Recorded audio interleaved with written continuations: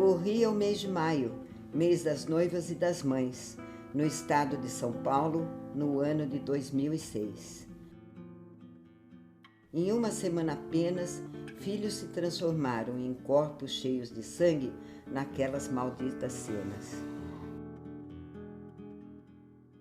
Todos eles tinham mãe, e um dia tiveram 3 quilos. Mamaram numa mulher, para ela é o melhor, é o seu filho. Como pensar que um dia choraria com tanta dor pela perda do seu menino, sua alegria, seu grande amor?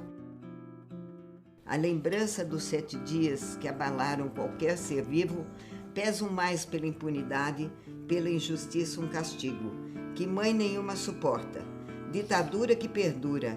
Para quem daria sua vida para ter o seu filho de volta?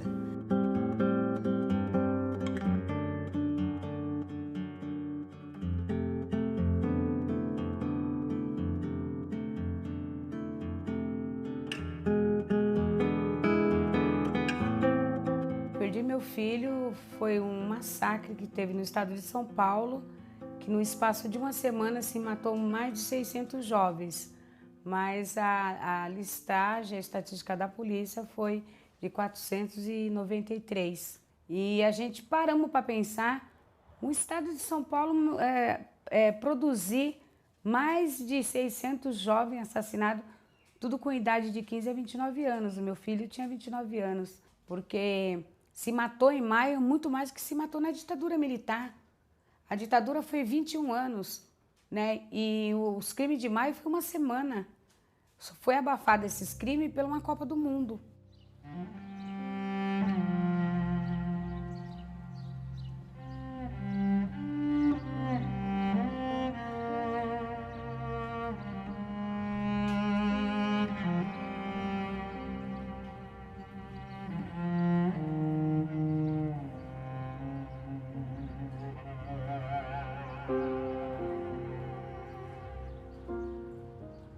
Até o acontecido eu não tinha esse medo das coisas.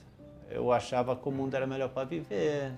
Mas aquilo ali me tirou a vontade de sentir a alegria do mundo. Muita gente pensa que leva 1 ano ou 2 e para, não. Ah, vai cair no esquecimento, não. A coisa perdurou, perseverou, já são 10 anos, vai fazer 10 anos. Agora em maio faz 10 anos.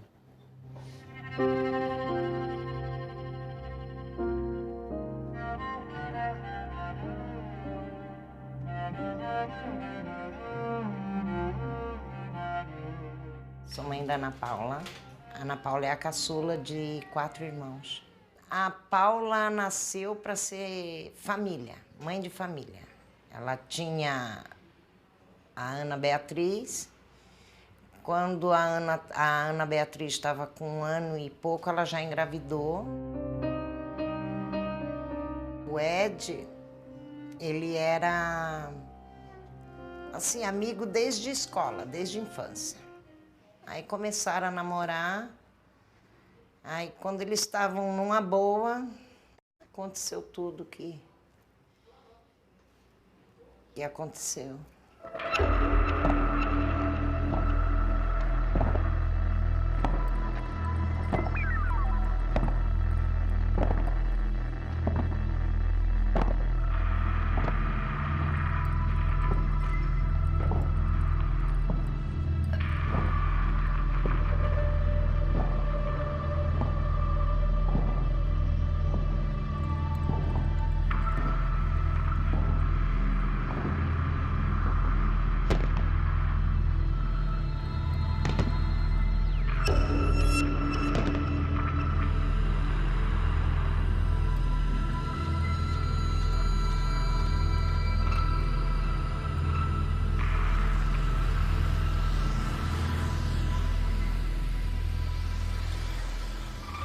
Tava tudo em paz, a rua, tava tudo normal, só tava aquelas rebeliões nas cadeias e tudo, mas nas ruas tava tudo em paz. E ficamos o dia inteiro aqui dentro de casa. O Joey pegou uns filmes, nós ficamos assistindo o filme o dia inteiro. Ela inventou de querer uma vitamina. Aí ela falou, a gente vai e já traz o leite das crianças. Aí saiu ela, o compadre dela, que ia ser padrinho da Bianca, que ia nascer no dia seguinte, e o outro meu genro. E ela e o marido foram até a Seara, a padaria Seara. Nisso, 4 senhores saíram de dentro do bar e entraram no carro. Eles estavam no bar tomando cerveja. E ele ficou naquela brincadeira de gato e rato. Eles passavam, aceleravam e paravam mais para frente. Aí um deles olhou e falou assim, ixi, vai ter geral. Aí o Joey falou, nós não estamos fazendo nada, estamos indo na padaria. E continuaram. Só que quando chegou na esquina de trás dessa padaria, eles pararam o carro e já saíram atirando. O Joey falou que era trabalhador, ele falou assim, aí eu sou vagabundo. E deu outro tiro no braço. Só que a Ana entrou na frente, ela acreditou na barriga dela, porque ela ia ganhar no dia seguinte, ela estava enorme. Ela entrou na frente dele para eles não atirarem. Aí pegou no braço dela, foi quando ela caiu. Ela se desequilibrou, né, que eu acho que ela não esperava também. Aí ele levantou ela. Quando ele levantou, ela arrancou o capuz dele. E ela viu quem era. E o meu genro começou a gritar o nome deles. Aí falou para eles, deixa ela embora, vocês me prendem, me levam, faz o que vocês quiserem, mas deixa ela embora, que ela tá grávida. Ele virou ela e deu uma gravata com a arma na cabeça dela. Aí quando o meu genro falou, pelo amor de Deus, não faz isso, larga ela. Ela tá grávida, ele apertou o gatilho e soltou, falou, estava. Aí o Joey se jogou em cima dela, começou a gritar que nem um desesperado.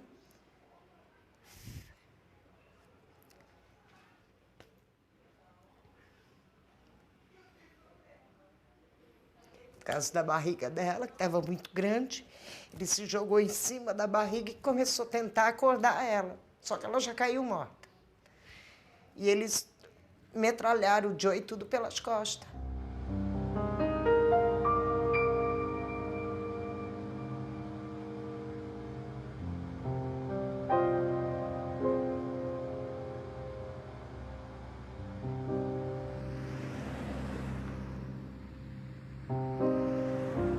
Um senhor que tomava conta do posto, do outro lado da esquina, veio até o meio da rua conversar com a gente.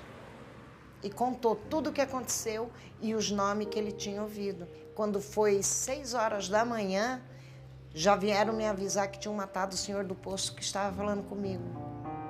Temos muita testemunha, só que ninguém fala porque tem medo de morrer. É a cultura do medo, do terror, do pânico.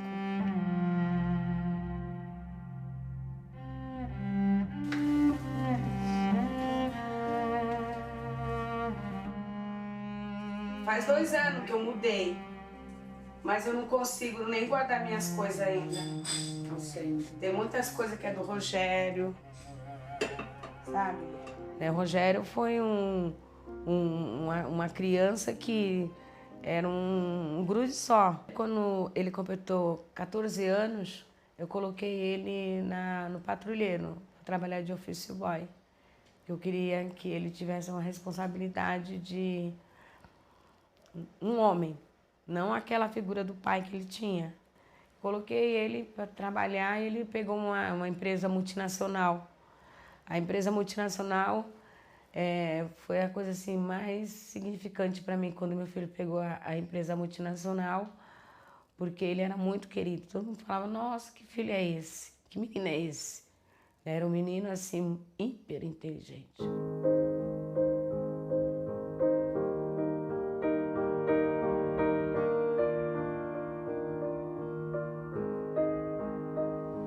O dia da mãe foi dia 14. No dia 15, um policial da família liga para mim. Aí ele falou, não avisa para lixo, avisa para as pessoas de bem. Quem estiver no meio da rua, avisa para o teu genro, que mora lá no dique, para não ficar no dique, porque é um trabalhador, pode morrer de graça, entendeu? E avisa, porque quem estiver na rua é inimigo da polícia. Então o toque de recolher do dia 15 foi o toque de recolher da polícia. Ele nunca imaginava que ele falava para mim aquilo e de noite matava o meu filho.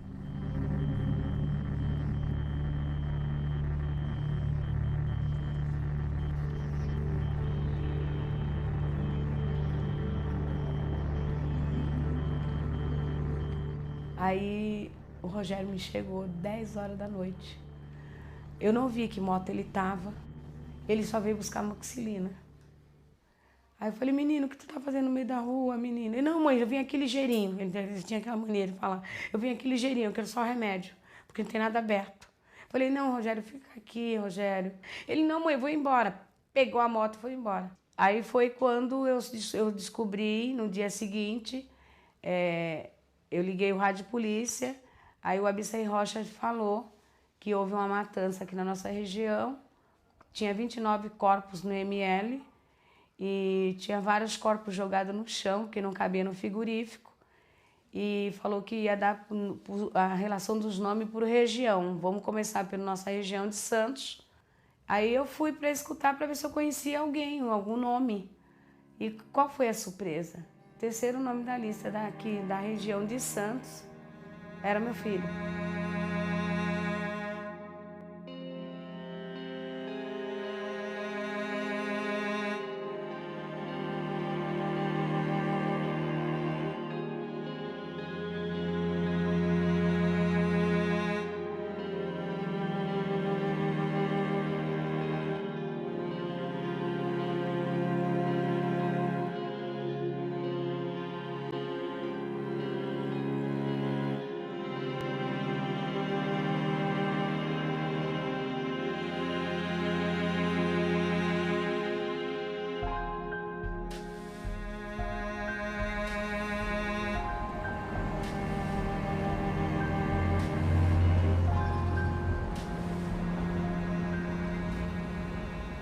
Desde lá de baixo, ele subiu e quando ele foi subindo, ele não imaginava que quando ele chegasse no fim desse trajeto, a polícia estava aí para abordar ele e matar ele. E foi uma coisa assim bem surpreendente quando eu descobri o local, depois das investigações, o local onde ele foi assassinado.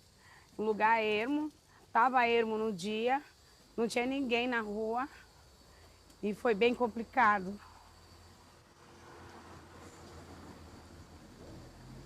Aí ele veio, eles pediram para ele parar, eles pararam, eles abordaram ele aqui no muro e nesse muro eles deram 5 tiros nele.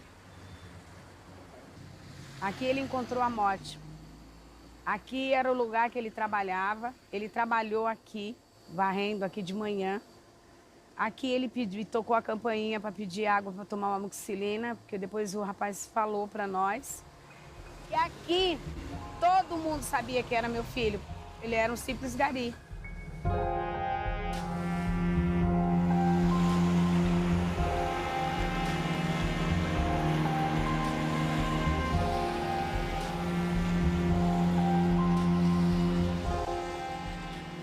Quando eu comecei a ver essas notícias que estava vendo, eu já comecei a ficar preocupado. Tanto que a gente já falava com os filhos, olha, não sai de cá porque vai ser, aqui o bairro aqui vai ter ataque. Eu falava, vai haver até uma retaliação, porque a gente já tem experiência de vida. Apareceu o governador, apareceu várias autoridades falando para não aceitar essa condição que estava impondo à sociedade, capaz a escola não fechar, para ir todo mundo. E o meu filho falou, pai, levantou e vou para a escola. Eu me dei um baque assim, eu fiquei, caramba, mas eu vou falar para ele não ir para a escola. Aí depois, daqui a pouco, comecei a lavar a louça, eu escuto uns tiros. Aí eu falei pro meu marido, João, estou atirando, eu estou escutando tiros. Meu marido saiu com tudo, eu falei, não sai porque ainda estão atirando, então a gente escutava. Ele, não, eu vou porque os meus foram para a escola e a gente tem que ver onde eles estão. E correu.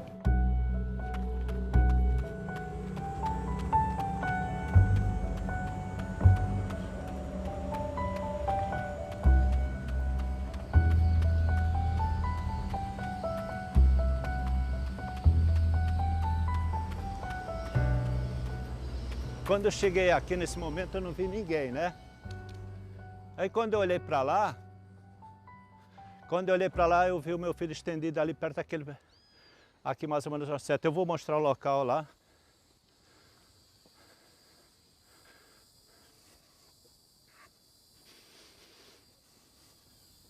Ele estava aqui mais ou menos, o meu filho. Aí eu abracei, fiquei aqui uns minutos com ele e resolvi pôr ele nas costas. E foi isso que aconteceu naquele dia muito triste, que marcou a nossa vida para sempre. Foi no mês de maio, no dia que eu também faço aniversário.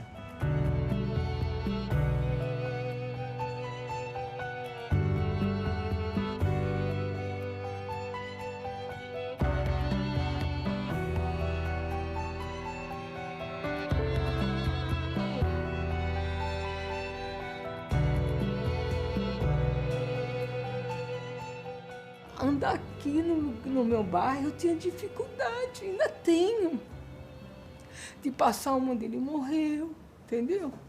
Eu podia ir numa igreja que era do lado, que agora, na época não tinha, mas agora tem uma igreja. Eu podia ir na igreja ali, não, eu vou mais longe, porque eu não consigo passar naquele pedaço. Eu não consigo, por exemplo, assistir uma missa. Calma, porque aquilo fica, sabe, minha cabeça fica rodando, porque eu estou entre a escola e onde ele morreu. Não dá para explicar. Eu vendo meu filho morto ali, eu não poder fazer nada, aquela luta para criar ele, para ver, não valeu nada. Aquilo foi uma derrota tremenda.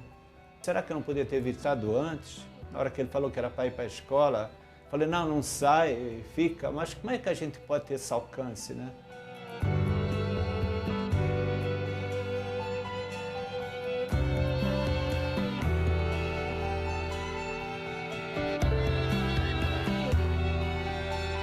O Matheus era uma pessoa muito inteligente. Talvez nessa questão de tecnologia da informação, computador, quando começou a surgir, internet, ele destrinchava tudo. Olha, sabe o que eu vejo ele? Às vezes eu sonhando, eu vejo ele. Ele está criança, às vezes está maior. Aí quero abraçar, ele sonha. É assim. Mas ele não sai do pensamento, não sai do coração, está aí. E talvez o que eu falo é o que ele queria falar. Quem sabe não é ele que está falando, eu estou falando por ele, né?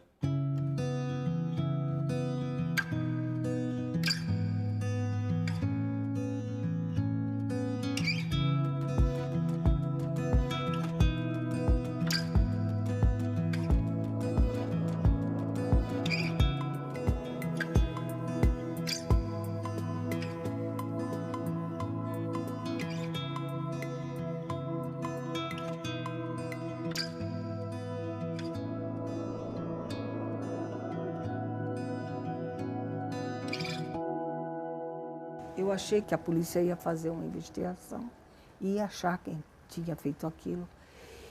E a gente ficou uns dias ainda meio esperando a coisa acontecer, a polícia deve chamar e tudo.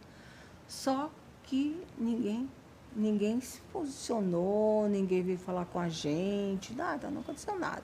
Aí foi quando as mães vieram, a Débora e a Nalva, vieram me procurar. E aí elas já tinham ido na polícia, tinha dito que não tinha dito nada. Eu falei, então vamos começar a correr junto. Eu acho que quando mexe com teu filho, a tua cria, você se transforma numa leoa. Foi meu caso.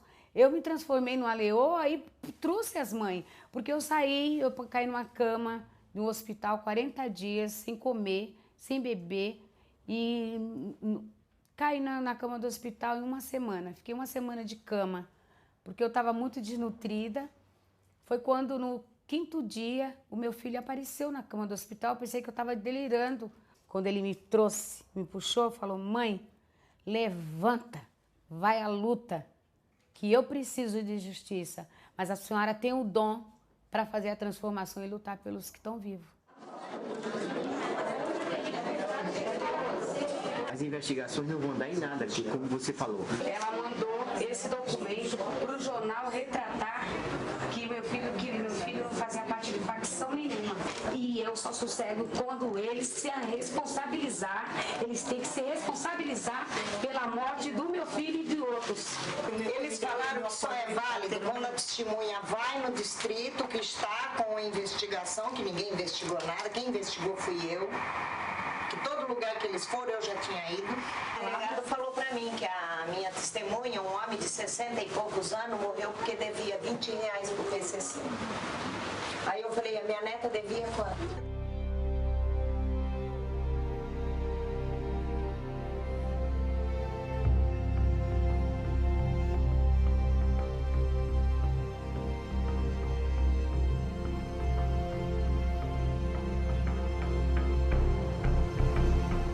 Nós somos um grupo de mães que nossos filhos foram assassinados há um ano atrás e nós que vamos no auditoria do CRM saber o que eles têm para nós, porque aqui em Santos a gente não encontramos recurso nenhum. A gente já não se aguenta mais em pé. Tanto sofrimento faz um ano, gente. Faz um ano e ninguém faz nada, A gente não tem ajuda de ninguém. A gente está indo no CRM, né? Porque vai ter uma reunião aí de várias entidades. E a gente está querendo uma resposta para ver se eles dão uma força pra gente. Estou indo para São Paulo atrás de justiça, porque em Santos nós não temos ninguém. Eu espero que lá a gente encontre as pessoas certas.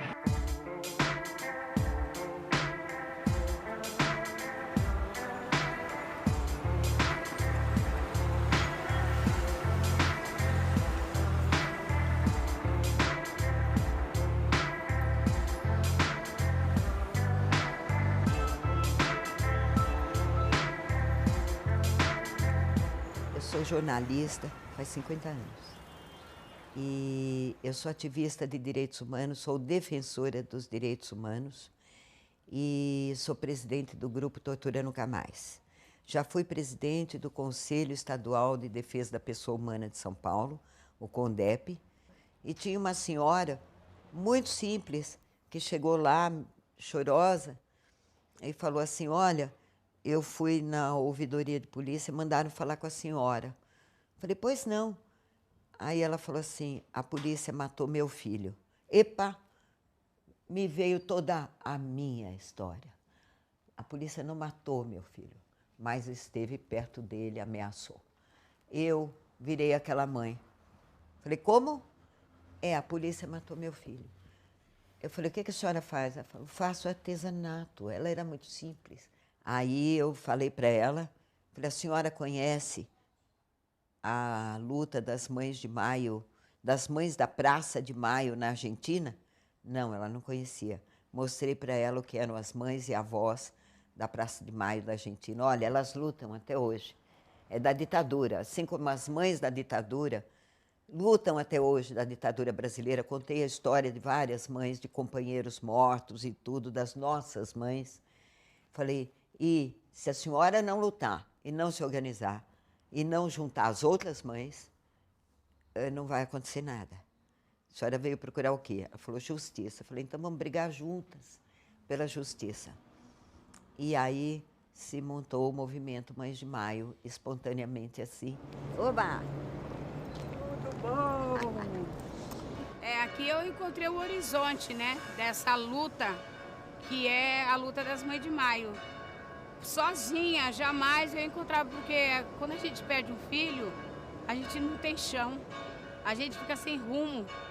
E se eu não tivesse encontrado essa companheira que lutou no passado e luta no presente até hoje, no dia de hoje, jamais eu poderia estar aqui dizendo o que significa esse espaço. Esse espaço é um espaço de guerreiros. A gente travou aqui uma luta de uma democracia verdadeira, junto com ela, que sabia a receita do que era uma luta. Então, quando ela me entregou um livro com uma dedicatória, com poucas palavras, dizendo Débora, mãe, exemplo do Brasil, e se tornou realidade. Porque eu me agarrei com essas palavras e me alimento dela até hoje. Então, para mim, é muito significante esse lugar para mim, como Mãe de Maio. Daí começou a Débora Revolucionária.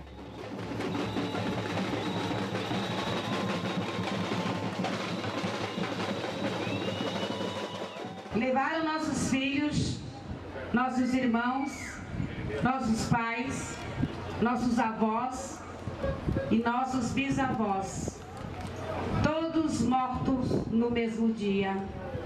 Esse dia tão longo do ano que persiste e não acabar. Foram mortos pelas mesmas mãos que muda de corpo. É a mão do mando de gente que tem as leis e o dinheiro e as armas ao seu favor. O Estado tenta ser um gigante, mas as mães de mãe é muito mais!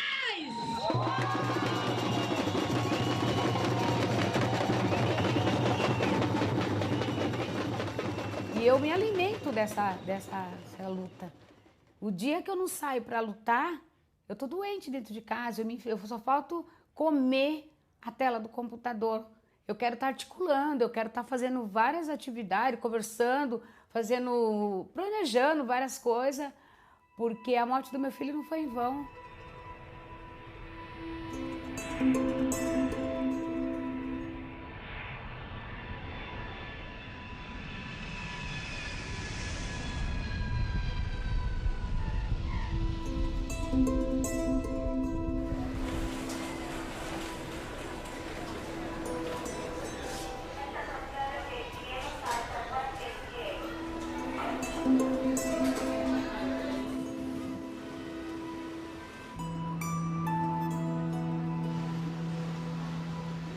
A Justiça Global teve contato com as Mães de Maio logo após os chamados crimes de maio, né, de 2006.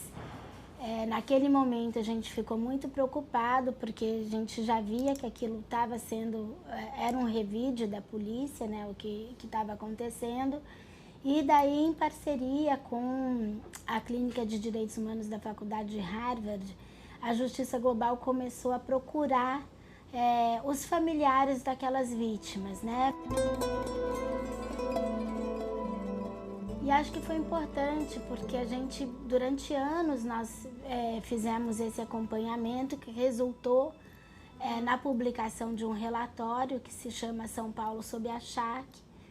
Esse relatório ele foi considerado por alguns jornalistas como o documento mais completo que se tem sobre os crimes de maio, porque a partir de cada uma das histórias dessas mães, desses familiares, nós fomos tentando buscar um fio condutor do que estava por trás daquilo, né? Foi justamente mostrar tanto a farsa da construção dos inquéritos, como a postura do Ministério Público de fazer o arquivamento dos inquéritos em tempo recorde, né? Em muitos casos a gente tem inquéritos que podem durar 10 anos, a maior parte desses inquéritos foi arquivada em meses, né? Sem que testemunhas tivessem sido ouvidas. E o Ministério Público teve a sua responsabilidade. Total. Porque podia, né? 100% foi o Ministério Público. Aqui tem várias denúncias que nós fizemos em São Paulo, denúncias sérias que não foi levada em consideração, sabe? E depois a gente vê, gente, isso aqui, pra mim, é a faca que ficou gravada no meu peito. Se for um dos maiores materiais já produzido aqui.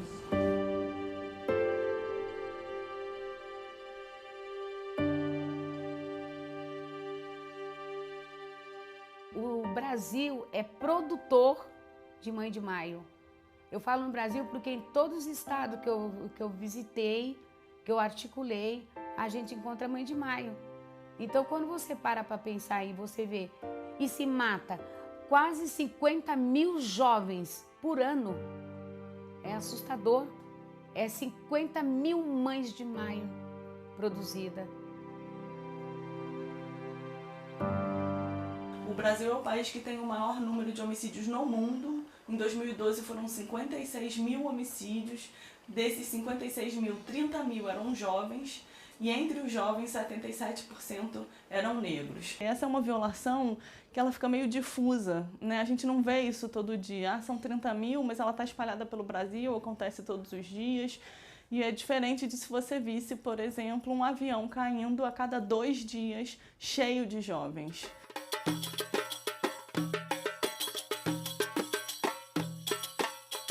A violência letal no país ela é seletiva, porque nem todo mundo tem a mesma chance de morrer assassinado. O jovem negro do sexo masculino, morador das favelas e periferias, é a principal vítima da violência letal no país. O preconceito nasce na periferia. Se você for para a praia de bicicleta um rapaz negro e um branco, eles vão parar o negro. É negro, né? Tem que parar.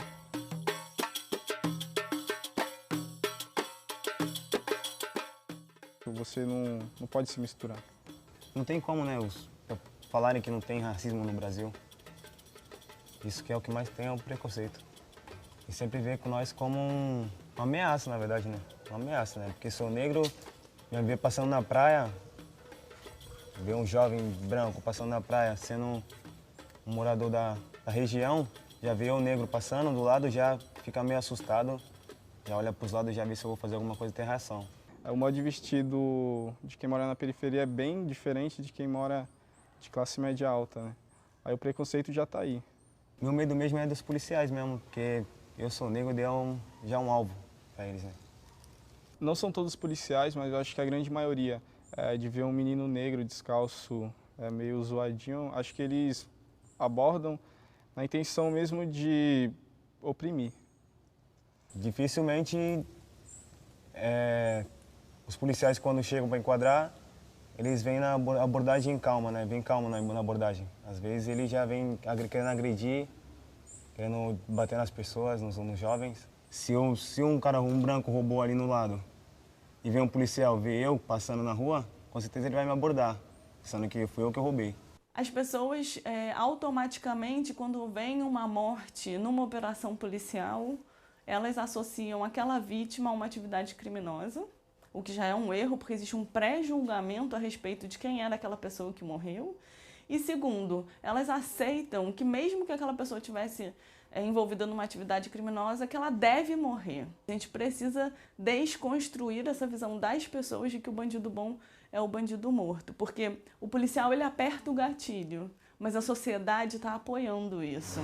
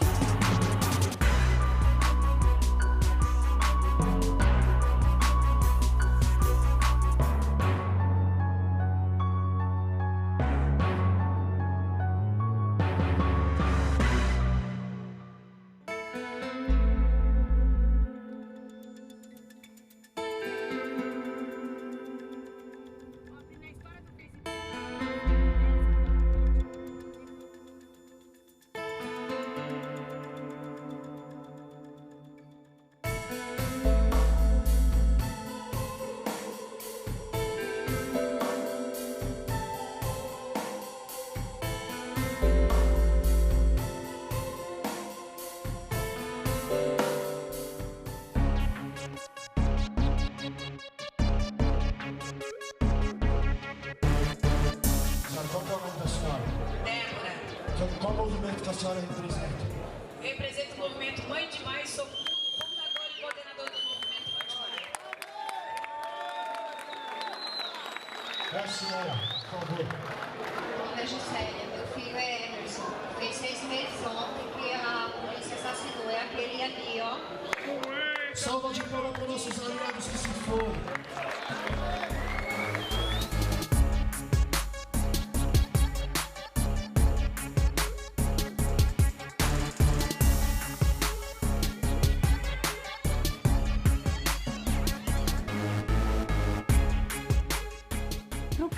Direitos humanos, chegar na juventude é um desafio, né? Porque a gente sabe que essa juventude que a gente tenta preservar, né? Que a gente luta pela liberdade porque ela está sendo encarcerada ou porque ela está sendo exterminada. E acho que as mães de Mai conseguem ter esse diálogo, elas conseguem falar a mesma língua dessa juventude. Então, seja com hip hop, seja com o funk, seja articulando através dessa via cultural, eu acho isso fantástico, porque ela está transformando essa juventude em militantes de direitos humanos também. Por isso, mais uma vez, os movimentos de mães e familiares, como as Mães de Maio e a Rede contra a Violência aqui no Rio de Janeiro, são tão fundamentais, porque elas fazem acompanhamentos dos casos. Quando tem novos casos de mortes pela polícia, elas procuram essa família, elas tentam documentar os casos. Então, elas têm um papel fundamental não só de mobilização, mas inclusive de documentação de todos esses casos. Então, a gente viu que era importante tentar fortalecer essa rede de mães, colocar diferentes mães de diferentes locais da cidade ou de diferentes cidades em contato e também oferecer algum tipo de apoio, de formação, para que essas mães conhecessem um pouco melhor o sistema de justiça criminal no Brasil e isso melhorasse a atuação dela, tornasse a atuação delas mais efetiva.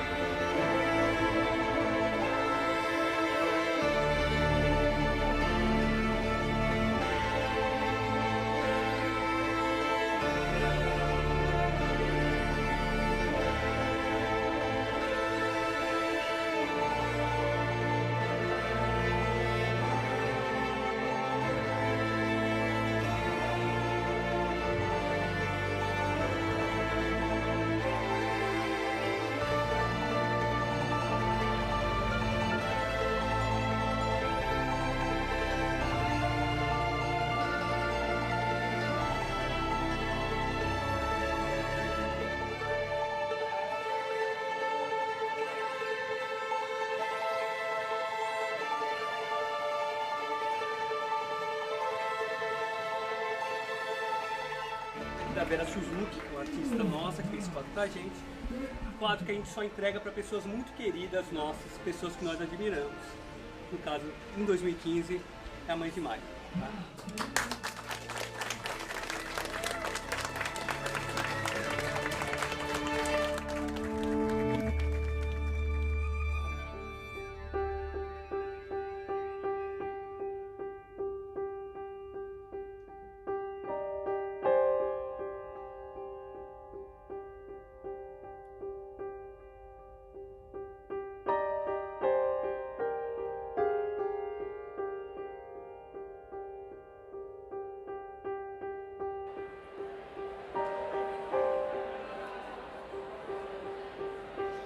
O júri simulado da Semana de Recepção dos Calouros 2016 tem o tema homicídio policial, um tema bastante sensível. Gostaria de agradecer os protagonistas da noite de hoje. O senhor Sérgio Galdino, o ator que vai interpretar o acusado, a senhora Débora Maria da Silva, essa mulher fantástica, uma liderança importante do movimento Mães de Maio, que vem reclamar do Estado a dignidade da vida para os seus filhos, o professor da PUC de Minas, que está no papel da defesa, o professor Dr. Leonardo Isaac Jarochelski, meu querido amigo, um dos grandes advogados criminalistas desse país, e nós sabemos quanto esse país precisa de advogados criminalistas éticos e técnicos nesse horizonte, né, de luta democrática. A senhora é a mãe de uma das vítimas, é isso? Isso. Diz aqui que ele teria roubado um carro, trocado tiro com policiais. A senhora sabe disso? Ele andava armado? Como é que é essa história? Eu tive conhecimento disso, mas mesmo que o meu filho roubou um carro, não é dever do Estado tirar a vida dele, porque reza na Constituinte que não existe pena de morte no Brasil. Eu acho que cada um que erra, ele tem o dever de pagar pelo erro, mas não com a vida. Eu gostaria de saber se a senhora sabe, a senhora que é tão bem informada, e eu respeito muito, uma mãe que perdeu o filho, se a senhora sabe quantos policiais morrem por ano no Estado, em confronto, nessa guerra que existe e que a senhora só está vendo o lado. A senhora sabe quantos policiais morrem? A dor da mãe do policial é a mesma dor da mãe de um trabalhador e é a mesma dor da mãe de um bandido. Não há mais perguntas, a senhora está dispensada. Obrigada. Senhor presidente, pela ordem, a defesa vai ouvir também o especialista Dr. Orlando Zacconi. O senhor, como especialista, como delegado de polícia, está correto afirmar que a polícia também é vítima desse sistema repressor? Bom, nós temos que fazer algumas distinções. Na verdade, recentes pesquisas, inclusive da Anistia Internacional, apontam que a polícia no Brasil é uma das polícias que mais mata no mundo. Né?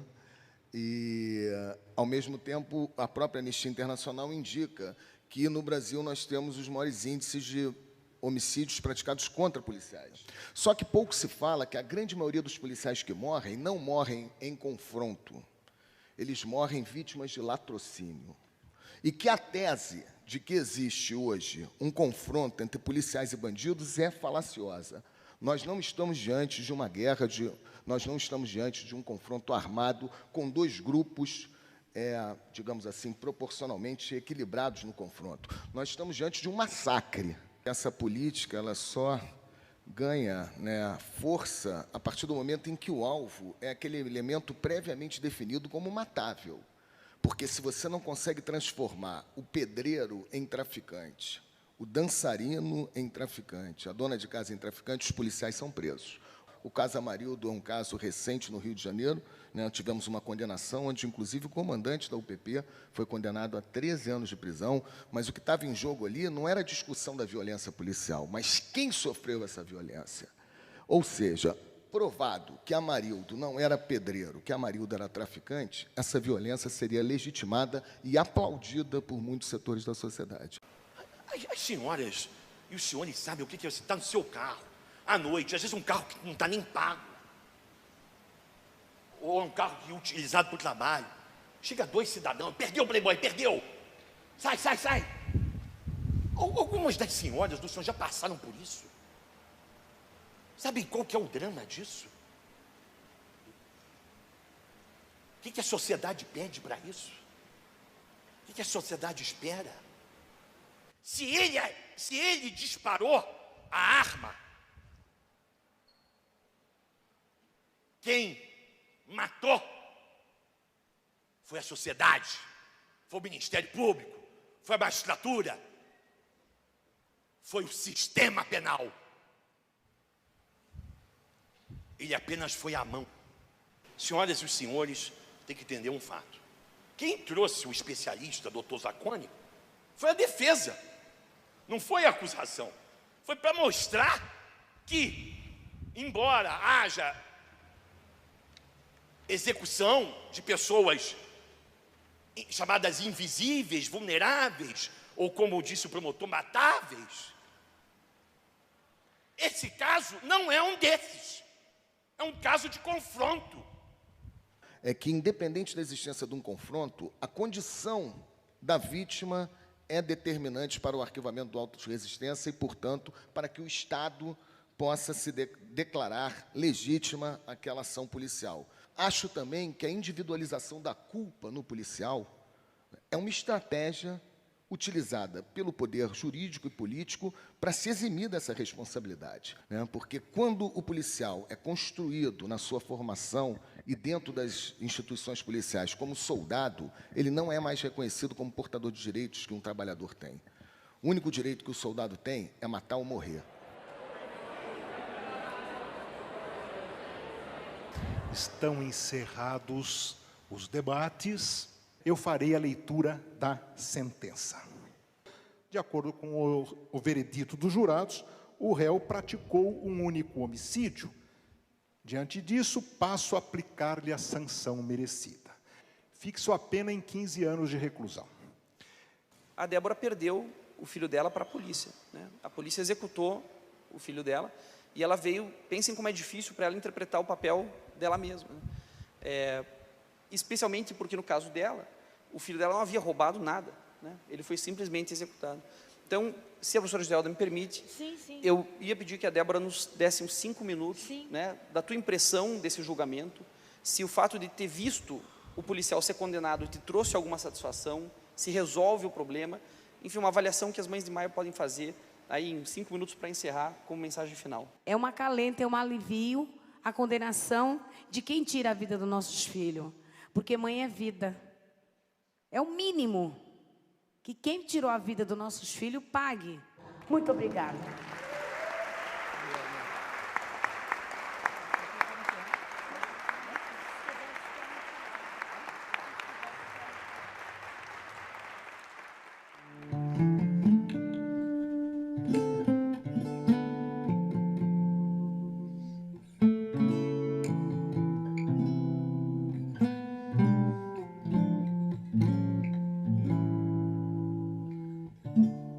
Aqui é o bairro da Areia Branca, aqui é o cemitério da Areia Branca.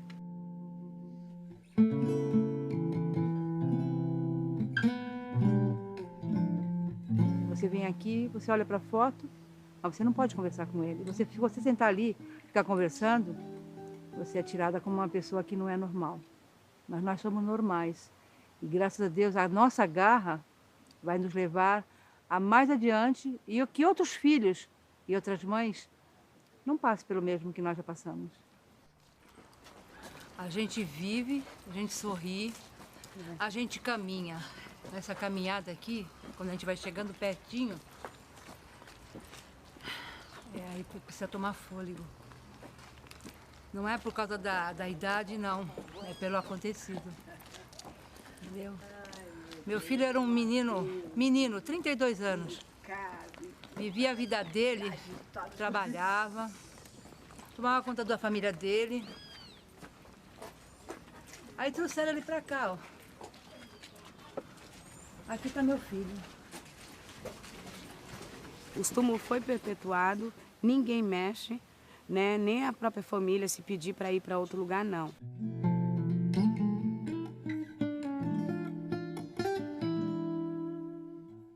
A perpetuação desses túmulos aqui, para mim, é tudo, porque não é só do túmulo dos nossos filhos, mas do túmulo de todos aqueles que foram violados pelo Estado brasileiro e também pelo Estado de São Paulo. Então, para mim, isso aqui é um pedaço sagrado. E a luta não foi em vão, mas a gente lutamos. Não veio assim, não foi muita resistência por parte dessas mães para poder a gente conseguir perpetuar nossos túmulos.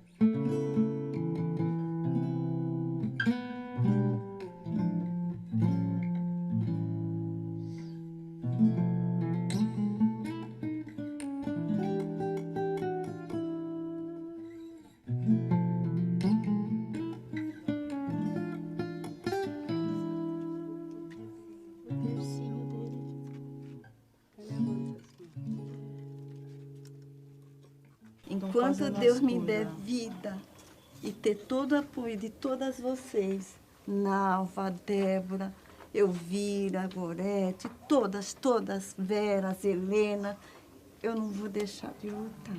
Eu rezo por ele e peço para Deus continuar iluminando ele.